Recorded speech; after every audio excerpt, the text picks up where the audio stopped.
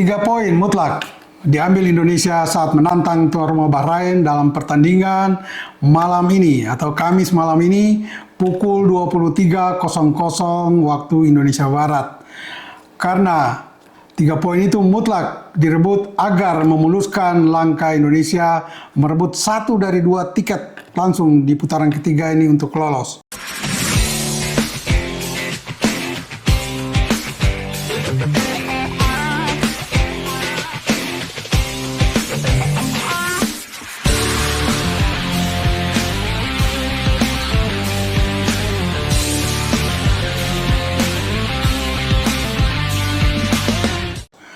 Bagi semua rekan sahabat Rai Soccer TV, tetap bersama Bung Yes selalu.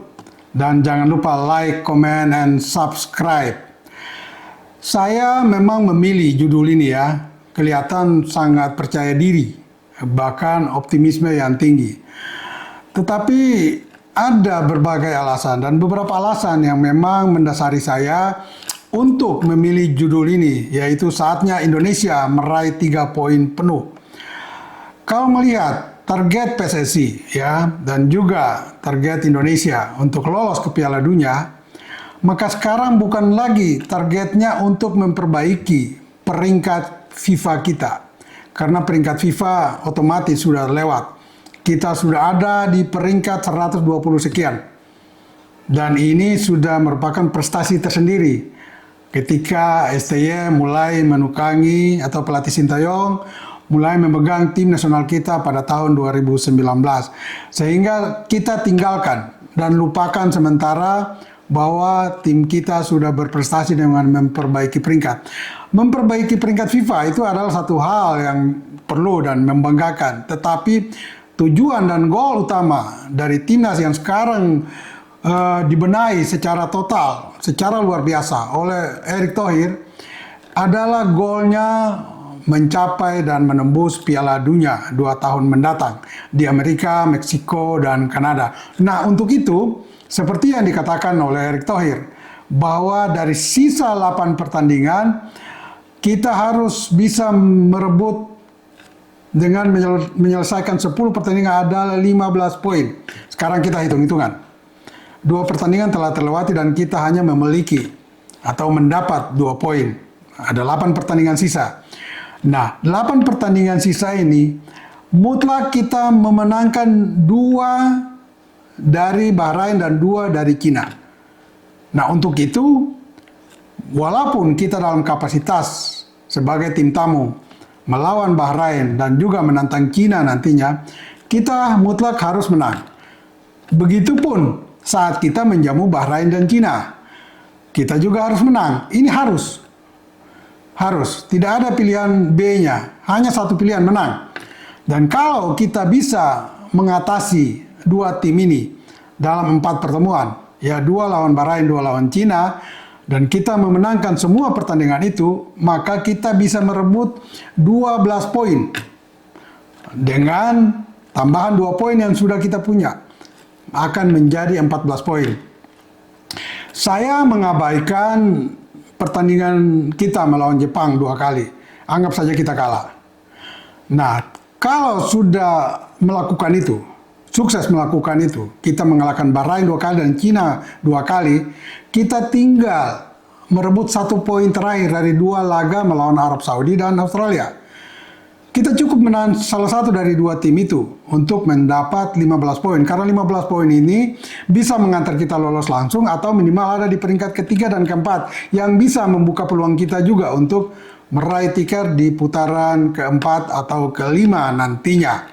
Nah, dengan kalkulasi itu, dengan merebut 2 kemenangan masing-masing atas Bahrain dan Cina, dan kemudian mendapat 1 poin melawan Arab Saudi atau Australia, syukur-syukur kita bisa mendapat 3 poin, bahkan 6 poin lawan Australia dan Arab Saudi, tapi itu saya kira terlalu berlebihan. Ya, karena kita akan melakukan pertandingan away melawan Australia dan ini kayaknya sulit bagi kita untuk meraih 3 poin penuh di kandang Australia. Syukur-syukur kita bisa mendapat 1 poin. Sedangkan melawan Arab Saudi di GBK Senayan nantinya, kita berharap peluang menang kita persentasenya ada 70%. Ya paling sial ya draw, tetap aja kita telah memenuhi standar 15 poin itu atau target 15 poin itu. Nah, sekarang berbicara tentang kondisi hari ini. Kita lihat pertandingan ini akan bermain di Rifa. Hari ini kalau kita googling, udara di Rifa sekitar 30 derajat Celcius ya. 30 derajat Celcius ini tentu cukup baik bagi pemain-pemain kita. Hanya ya mungkin sedikit menyusahkan nantinya karena ada kelembabannya juga, dan ini bisa menyulitkan pemain-pemain kita yang mayoritas datang dari Eropa, khususnya Belanda ya. Sementara juga dari sisi non tenis lainnya, tim kita menurut informasi dari PT Garuda Sepak Bola Indonesia atau GSI, sekitar 2.000 sampai 3.000 supporter kita akan ada di Stadion Nasional Bahrain di Rifa untuk mendukung Jai Itzes dan teman-temannya. Saya kira supporter dari atau dukungan dari pendukung-pendukung kita yang hadir di stadion ini juga sangat penting ya. Di luar itu juga PSSI telah maksimal ya mempersiapkan tim ini, memberikan kenyamanan maksimal, ketenangan maksimal, antara lain juga menyewa pesawat, mencarter pesawat khusus untuk menerbangkan pergi pulang tim ini ke Bahrain, langsung ke juga Qingdao Cina 5 hari kemudian, dan juga nanti kembali dari Qingdao Cina ke Jakarta dengan pesawat khusus yang dicarter PSSI. Jadi secara non tenis pun seluruh pendukung ya, katakanlah stakeholder yang mendukung timnas ini sudah bekerja maksimal. Nah, sekarang kita bicara soal teknisnya. Bagaimana Sintayong dan pemainnya bisa mengoptimalkan semua dukungan yang telah dilakukan di luar timnas itu sendiri. Karena harga yang terlalu mahal ini sudah diberikan oleh pemerintah maupun PSSI untuk tim ini ya. Sehingga tentu kita berharap targetnya itu, sekali lagi saya katakan, target itu bukan lagi memperbaiki peringkat. Sehingga kita jangan lagi bereforia dengan suksesnya Sintayong memperbaiki peringkat, tidak, itu sudah lewat. Dan saya sendiri mengapresiasi itu, bahwa Sintayong sudah berhasil memperbaiki peringkat tim nasional kita. Tetapi untuk kepentingan lebih besar, saya kira Sintayong harus masih bekerja ekstra keras untuk membawa tim kita ini lolos. Karena sekali lagi, PSSI dan pemerintah sudah memberikan segalanya untuk menunjang kinerja Sintayong dan para pemain.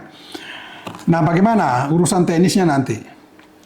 Kalau berbicara dari peluang, kita tidak lagi di bawah Bahrain.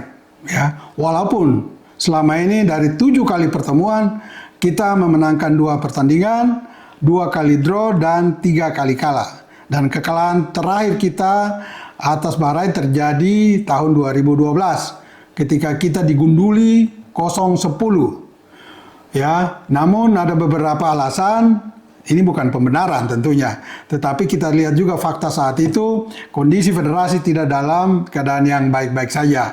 Ada dualisme kepemimpinan, kepengurusan, dan tim nasional kita yang saat itu dipimpin pelatih lokal Aji Santoso hadir di kandang Bahrain tidak dengan kondisi yang prima dan yang terbaik, baik dari sisi materi pemain maupun persiapan. Bahkan pertandingan itu sendiri baru berjalan 3 menit, kiper Samsidar sudah terkena kartu merah. Dan bayangkan, dalam 87 menit ke depan kita bermain dengan 10 orang.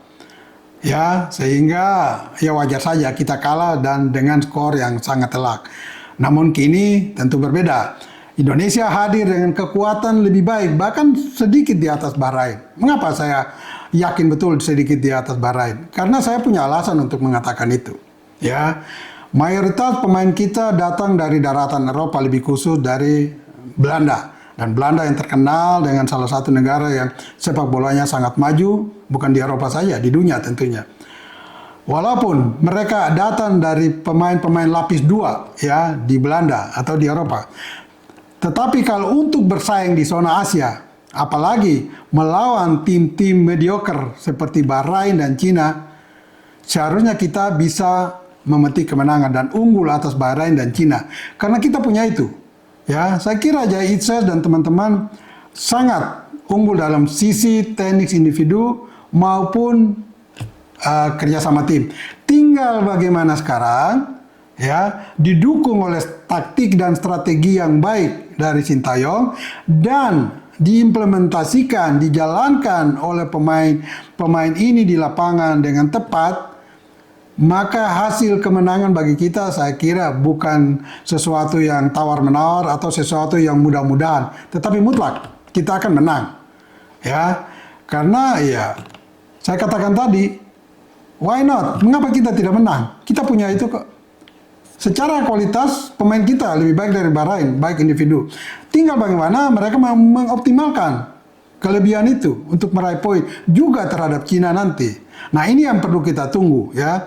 Bahkan dengan menambah 2 amunisi baru, yaitu Miss Hilgers ya, dan juga Eliano Reinders, 2 pemain yang bermain bagi klub Eredivisie Liga Utama di Belanda. Ini semakin memperkuat, mempersolid kekuatan tim kita. Sintayong punya banyak pilihan sekarang di lini belakang ya. Ada Rizky Ridho dan mungkin satu-satunya pemain lokal yang akan ditampilkan sebagai starting 11 menghadapi Bahrain nanti. Juga telah kembalinya Jordi Amat, Jai Itzes tetap masih fit untuk bermain. Ada Calvin Verdong yang bisa mengisi bek kiri. Walaupun saat ini atau hari ini mungkin Justin Hubner tidak ikut bermain karena mengalami cedera. Tetapi dengan hadirnya lagi ya Miss Hilgers yang adalah pemain center back dari FC Twente, ini semakin memperkuat, mempersolid lini pertahanan kita. Dan STY saya kira sudah berada dalam kondisi yang nyaman untuk lini belakangnya atau untuk bermain dengan pola bertahan. Nah, sekarang bagaimana STY harus mengoptimalkan dan berpikir tentang bagaimana tim kita ini bisa menyerang dengan pemain-pemain yang ada. Karena kita lihat melawan Arab Saudi dan Australia, khususnya Arab Saudi di pertandingan pertama, kita memang cukup mengimbangi, bahkan sedikit lebih unggul dari Arab Saudi di babak pertama. Dan itu kita akhirnya mencetak gol lebih dulu. Tetapi di babak kedua, ketika Arab Saudi menaikkan tempo serangan, kita agak kedodoran dan kita tidak terlihat mampu mengoptimalkan peluang-peluang lewat serangan balik. Salah satu kelemahan utama dari pemain kita adalah mereka tidak memiliki outdoor daya tahan dan fisik yang prima untuk bermain konsisten selama 90 menit. Nah, ini yang membedakan kita lebih khusus dengan Jepang. Kita lihat Jepang itu bisa bermain konsisten selama 90 menit dan itu yang membuat mereka lebih mudah untuk mengalahkan lawan-lawannya. Sudah terbukti mereka membantai Cina di kandang sendiri dengan 7-0. Kemudian ketika mereka bermain away sebagai tamu di kandang Bahrain, mereka juga menghabisi Bahrain dengan 5-0. Dan catatan khusus, 5 gol dari 7 gol ke gawang Cina dicetak di babak kedua. Begitupun 4 gol dari 5 gol ke gawang Bahrain dicetak di babak kedua. Ini berarti Jepang itu secara fisik, stamina, outdoor, mereka tetap stabil sejak menit pertama. Nah, pertanyaannya, apakah pemain-pemain kita memiliki daya tahan yang sama dengan Jepang untuk bermain konsisten dengan irama yang tinggi atau irama yang bisa mengimbangi lawan selama 90 menit, baik dalam bertahan maupun menyerang sama baiknya. Kalau itu bisa dilakukan oleh Jai Itzes dan kawan-kawan nanti, maka sekali lagi 3 poin akan mutlak menjadi milik Indonesia, baik di kandang Bahrain, di kandang Cina, maupun ketika kita menjamu Bahrain dan Cina di Jakarta. Itu kira-kira sehingga saya berani mengatakan bahwa saatnya kini Indonesia meraih 3 poin penuh. Dan itu akan memuluskan jalan kita untuk langsung lolos ke Piala Dunia atau paling jelek masih bisa masuk di babak keempat untuk meraih 1 dari 2 tiket di babak keempat nanti. Dan bagi semua rekan sahabat Rai Soccer TV, ingat, bola itu bulat. Giring terus!